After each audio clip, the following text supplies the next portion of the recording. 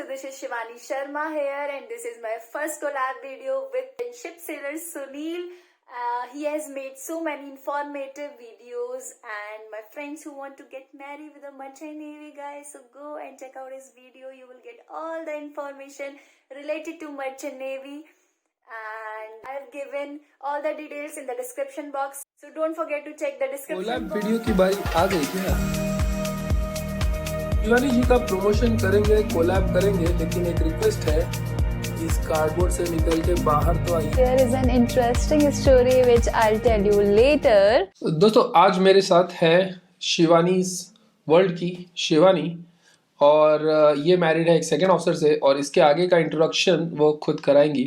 Hello everybody, my name is Shivani Sharma and I'm wife of second officer Deepak Gupta who work on tanker ship. We have been married for 6 years and we have a 2-year-old kid and I'm a social worker also. इनका channel आप जरूर checkout कर लेना, ये काफी charity वाले काम करते हैं, link in description as usual. तो शिवानी, ये बताइए कि आपने मर्चेंट नेवी वाले बंदे से क्यों शादी करी?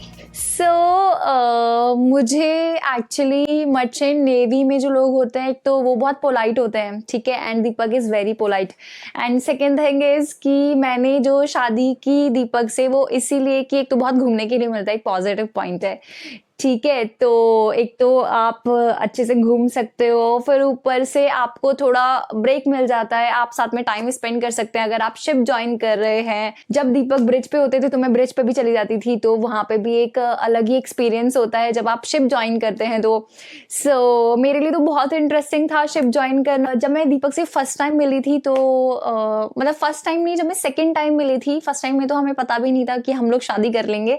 तो जब मैं उनसे सेकेंड टाइम मिली थी तो ही वॉज वेरी पोलाइट, मतलब ही इज पोलाइट, बट वो दैट टाइम पे तो वो इतने अच्छे से बात कर रहे थे, एंड जो वे ऑफ टॉकिंग होता है ना मर्चेंट नेवी में, जो लोग होते हैं उनका जो वे ऑफ टॉकिंग होता है और वो जो रेस्पेक्ट देते हैं, तो वो एकदम अलग ही लेवल का होता है। तो इसलिए मेरे को दीपक बहुत अच्छे लगे थे जब मैं उनसे मिली थी, तो इसीलिए। और बाकी और मैंने ज़्यादा कुछ नहीं सोचा था कि मतलब जो भी है आगे का फ्यूचर का जो इतना सोचते हैं लोग, मैंने कुछ नहीं सोचा था, बस दीपक मुझे अच्छे लगे थे और मैंने उनसे शादी कर ली थी, शादी के लिए हाँ बोल दिया था। शिवानी, ये बताइए कि आप YouTube क्यों करती हैं?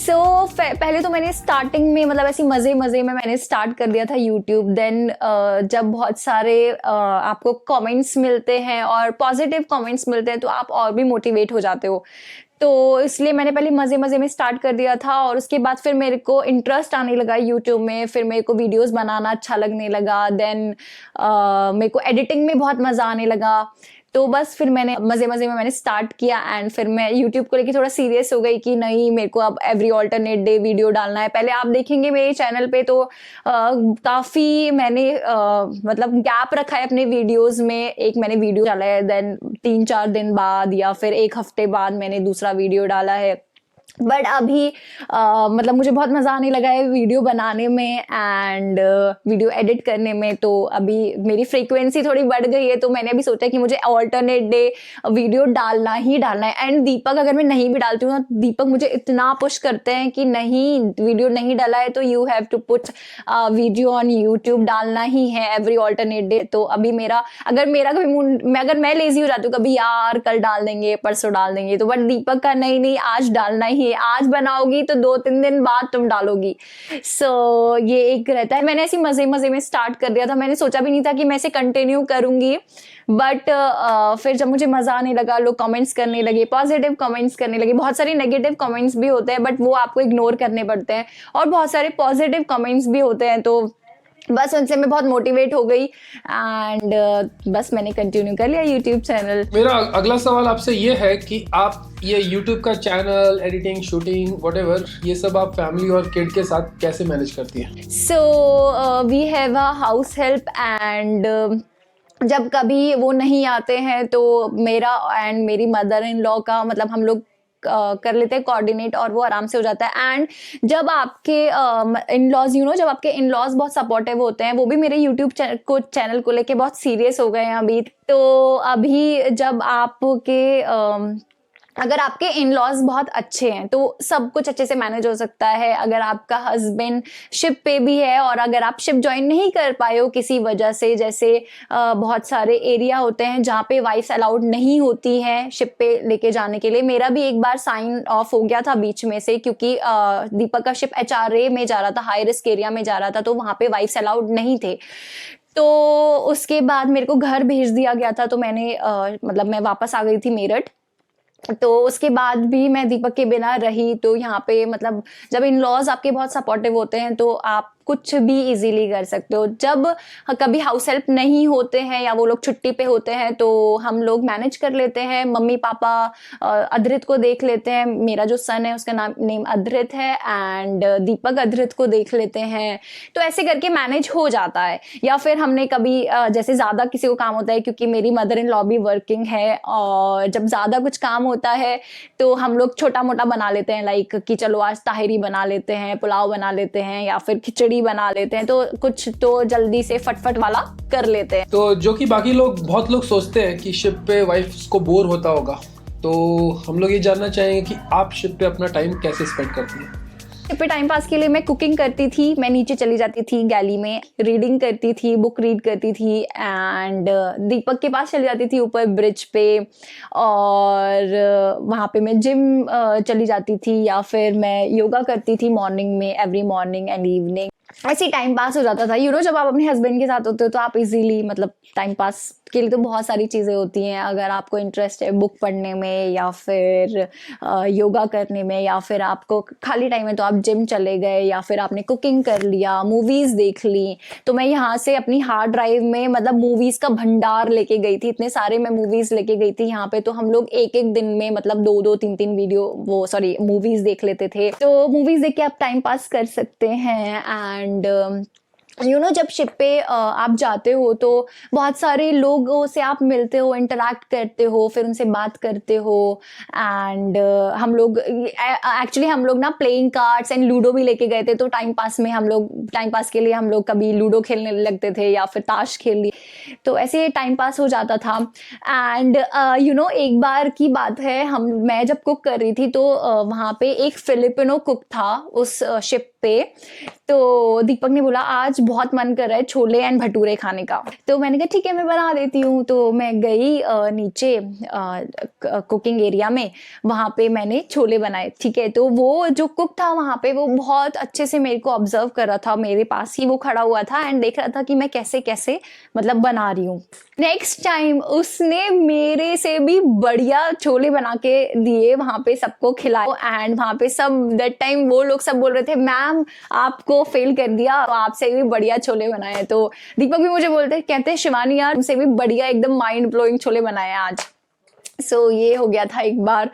तो मतलब जब आपको देख के कोई कुछ सीख रहा है तो वो भी एक बहुत अच्छा मतलब लगता है कि अरे हमने सिखाया। एंड मतलब थोड़ा मेरे को जेलस भी हो रहा था कि यार मेरे से भी अच्छे बना दिए छोले, बट इट्स ओके। हाँ, और मैं अपना टाइम पास के लिए मैं जब दीपक के साथ ऊपर चली जाती थी ब्रिज पे, तो Deepak used to teach me a lot. मतलब उन्होंने मुझे चार्ट करेक्शन करना सिखा दिया था।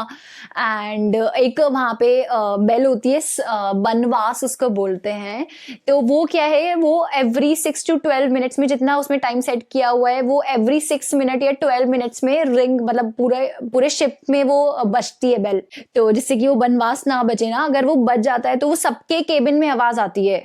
तो वो बेसिकली इसलिए होता है कि ऑफिसर ऑन ड्यूटी है तो वो सो ना जाए। तो मेरे को वो बड़ा मजा आता था वो बनवास बार बार बंद करने में कि बजे ना, तो बार बार मैं उसको बार बार बंद करती रहती थी।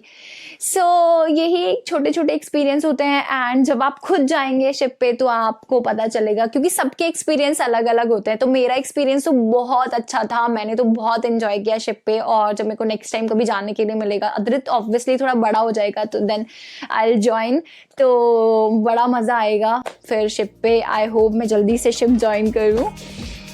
पता नहीं आपको पता है या नहीं, बट मेरे चैनल पे काफ़ी सारी मर्चेंट नेवी की उनकी वाइफ्स, उनकी गर्लफ्रेंड्स वो सब भी हैं।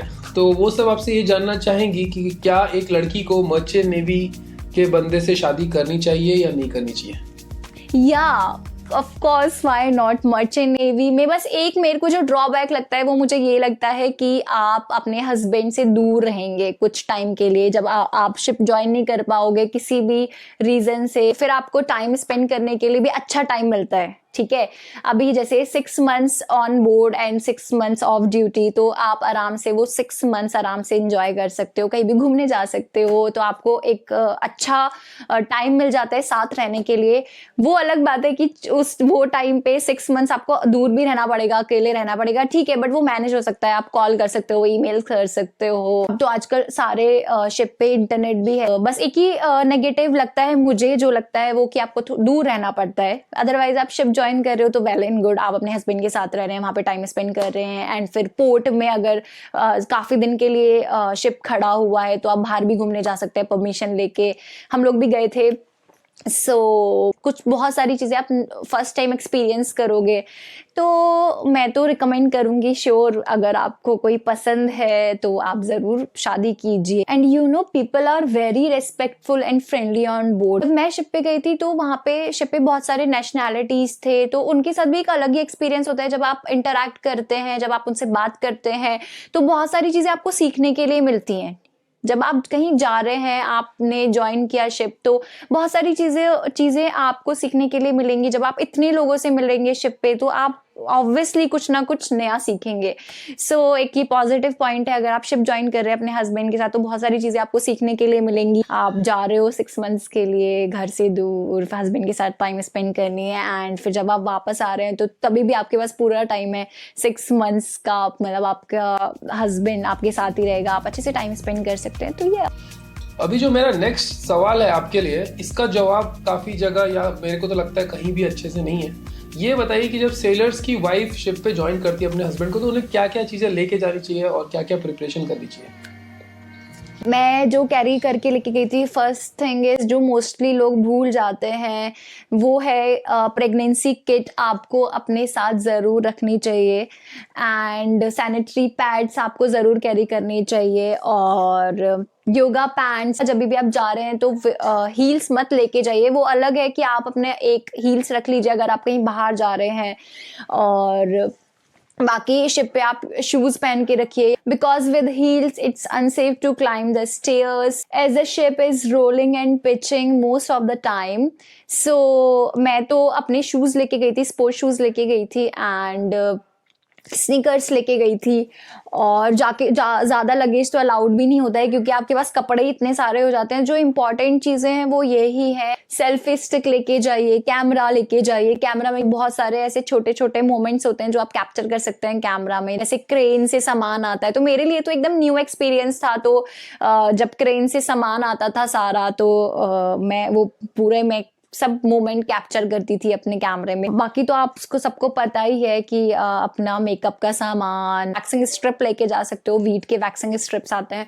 बाकी मैंने तो एपिलेटर खरीद लिया था, तो मैं एपिलेटर से ही वैक्स कर लेती थी। अपर लिप्स मेरे को खुद से बनाने आते हैं अपने, मैंने वो एक वीडियोस देख के सीख लिए थे कि आप खुद से कैसे बना सकते हो अपर लिप्स। एंड बस आईब्रोज में मैं इतनी परफेक्ट नहीं थी, तो आईब्रोज तो मैंने 3 months करवाए नहीं थे। और जैकेट्स, वहाँ पे कभी कभी ऐसा होता है कि ठंड लगती है, तो आप 1-2 जैकेट रख सकते हैं। मैं तो यही कैरी करके लेके गई थी। बाकी जीन्स है, शॉर्ट्स हैं, नाइट सूट्स हैं, या आप कैरी करके लेके जा सकते हैं।